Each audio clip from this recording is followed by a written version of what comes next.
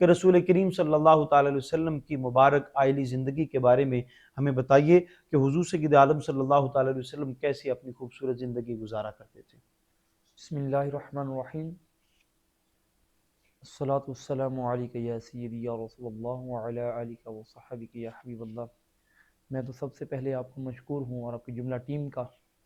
جنہوں نے ایک ایسے موضوع کا انتخاب کیا کہ جو موضوع ہر دور میں اور ہر طبقے کے لیے ایک مشعل راہ ہے۔ بے شک سرکاری مدینہ صلی اللہ علیہ وآلہ وسلم کی اگر زندگی مبارکہ کو دیکھا جائے، جیسے آپ فرما رہے تھے، تو آپ کی شخصیت کسی ایک پہلو کے ساتھ منسلک نہیں تھی۔ بے شک آپ بطور نبی بھی تھے، بطور رسول بھی تھے، اب بطور اگر باپ کی حیثیت سے سرکار مدینہ صلی اللہ علیہ وسلم کو اگر ہی دیکھا جائے تو بطور باپ کے لیے اب لوگوں کے لیے مشعل راہ ہے، بطور تاجر تاجروں کے لیے مشعل راہ ہے، بطور معلم معلموں کے لیے مشعل راہ ہے، بطور بیٹا بیٹوں کے لیے مشعل راہ ہے۔ مختلف انداز میں، مختلف جہات سے، جس اینگل سے بھی سرکار کریم آقا اسلام کی زندگی مبارکہ کو انسان دیکھنا چاہے، مثال کے طور پر انسان کسی فیلڈ سے تعلق رکھتا ہے، جی، فار ایگزامپل وہ مزدور ہے، کسی فیکٹری میں مل میں کام کرتا ہے، تو اس کو دیکھے کہ سرکار مدینہ صلی اللہ علیہ وآلہ وسلم نے جب تجارت کا مال لے کر حضرت خدیجہ الکبریٰ سلام اللہ علیہا آپ کو لے کر گئے تو سرکار نے کس لحاظ سے عدل و انصاف، تحمل بردباری سے کام لیا تھا، کس انداز سے سرکار مدینہ صلی اللہ علیہ وآلہ وسلم نے اس کے اندر انصاف، امانت و دیانت کا خیال رکھا تھا، اپنا مال قسمیں دے کر نہیں بیچا۔ یہ مختلف ایک پہلو جات ہیں سرکار مدینہ صلی اللہ علیہ وآلہ وسلم کی اگر زندگی مبارکہ کو دیکھا جائے کہ آپ بیٹے کیسے، آج اچھا بیٹا اگر کوئی بننا چاہتا ہے، اور ہر بندہ مسلمان یہ خواہش رکھتا ہے کہ میں اپنے والد کا، اپنی والدہ کا منظور نظر بنوں، جی، اسے بھی سرکار مدینہ صلی اللہ علیہ وسلم کی ہی زندگی اس کے لیے آئیڈیل اور رہنما نظر آئی۔ بے شک یعنی کہ آپ جس دور کے ساتھ بھی چلیں، سرکار دو عالم صلی اللہ علیہ وسلم کے یعنی کہ آپ کی روشنی، آپ کی شمع اس سے آگے آئیڈیل پائے گی۔ فار ایگزامپل کوئی بھی کائنات میں کوئی بھی ایسا شعبہ وہ خالی نہیں ہے جس کی سرکار دو عالم صلی اللہ علیہ وسلم نے تعلیم اور تربیت نہ فرمائی۔ اب کریم آقا السلام کے لحاظ سے دیکھا جائے کہ حضور نبی رحمت صلی اللہ علیہ وسلم اپنے خاندان میں کیسے تھے، اپنے رشتہ داروں میں، اپنے قبیلے والوں کے ساتھ اپنا رویہ اور تعلق کیسا تھا، اس کی ایک بڑی لمبی ڈیٹیل ملتی ہے، اور یہ ڈیٹیل کس لیے ہے؟ تاکہ ہماری آنے والی امت جس میں ہم شامل ہیں، تاکہ ہم دیکھ کر کوئی کل کو یہ نہ کہہ سکے، کوئی غیر مسلم، کوئی کسی اور سے تعلق رکھنے والا، کہ آپ کے نبی نے اس چیز پر روشنی نہیں ڈالی۔ تو سرکار مدینہ صلی اللہ علیہ وسلم نے کوئی پہلو خالی ہی نہیں جانے دیا، بے شک۔ ہر پہلو کے لیے ایک بہترین اور مشعل رہنما نظر میں آئے۔ یہاں پہ آپ سے یہ پوچھنا چاہوں گا کہ حضور سید عالم صلی اللہ تعالی علیہ وسلم نے اپنے والد گرامی کا ظاہری زمانہ نہیں پایا، حضور کی آمد سے پہلے ہی وہ اس دنیا سے تشریف لے جا چکے ہیں، لیکن چند سال جو حضرت سیدہ آمنہ سلام اللہ علیہا کے ساتھ گزارے ہیں، ان میں بھی زیادہ وقت جو ہے حضرت حلیمہ سعدیہ کے ساتھ گزرا ہے۔ پھر حضور سید عالم صلی اللہ تعالی علیہ وسلم نے اپنی جوانی کے بعد تو ان کو دیکھا ہی نہیں، ان کے ساتھ زندگی نہیں گزاری،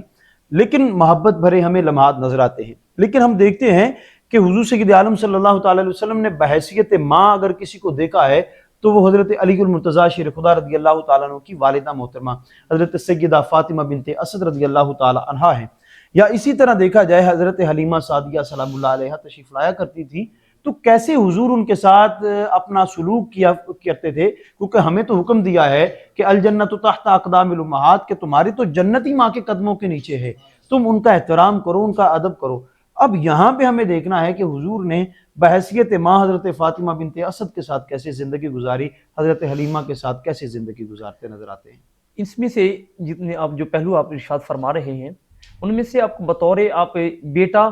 ماں کے لیے کیسے تھے، اگر یہی پہلو لے لیں تو سرکار مدینہ صلی اللہ علیہ وسلم نے ظاہراً اپنے والد گرامی کو اپنی حیات طیبہ میں نہیں دیکھا، بے شک ظاہراً طور پر فزیکلی جو ہے وہ نہیں دیکھا، لیکن اس کے باوجود جب بھی ذکر کرتے حضرت سیدنا عبداللہ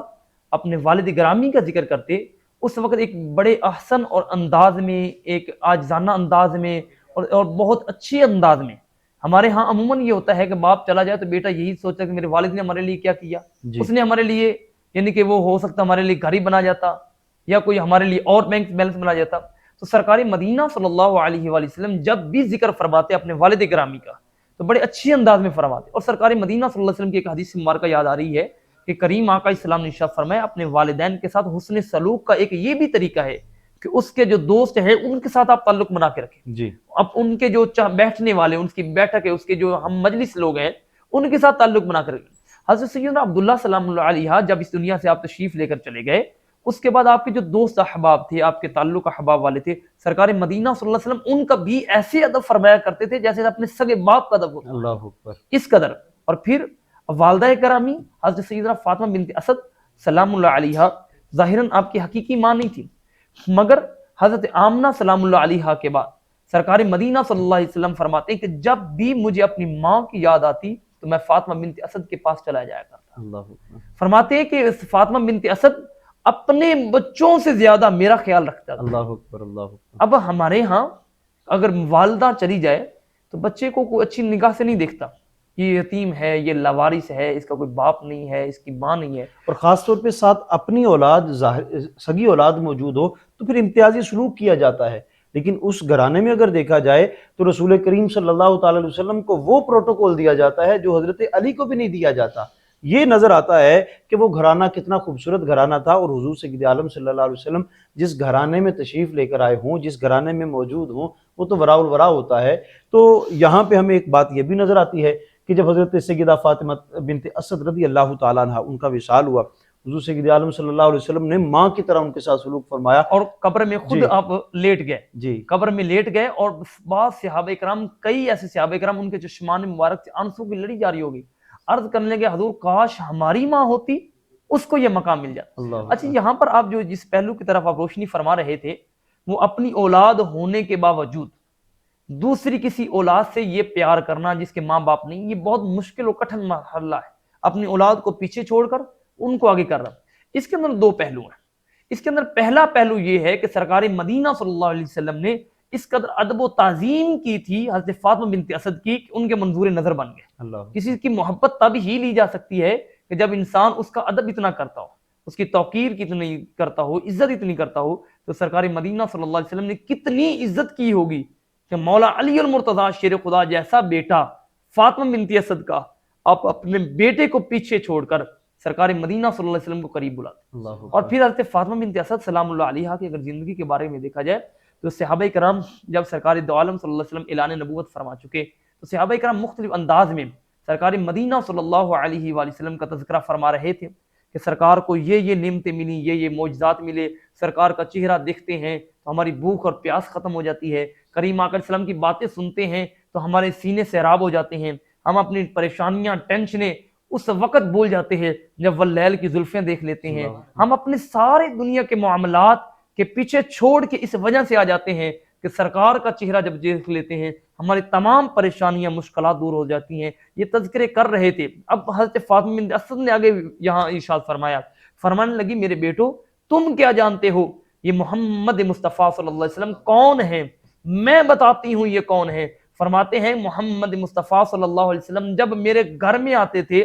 آپ جب مجھے ماں کہتے تھے، آپ کے ماں کہنے میں جو چاشنی تھی، آج ہمارے ہاں وہ ماں کا لفظ بھی ختم ہو گیا، ہم نے اس کی جگہ مختلف الفاظ لے لیے۔ تو فرماتی ہیں کہ جب سرکار مدینہ صلی اللہ علیہ وسلم مجھے ماں کہتے تھے، آپ کے ماں کہنے میں اتنی چاشنی اور مٹھاس ہوتی تھی، فرمایا اتنی مجھے سگی اولاد کی بھی خوشی نہیں ہوتی۔ اللہ اکبر، اللہ اکبر۔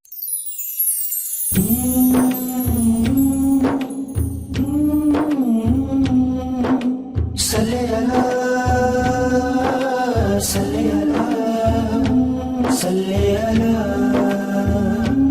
علی شعور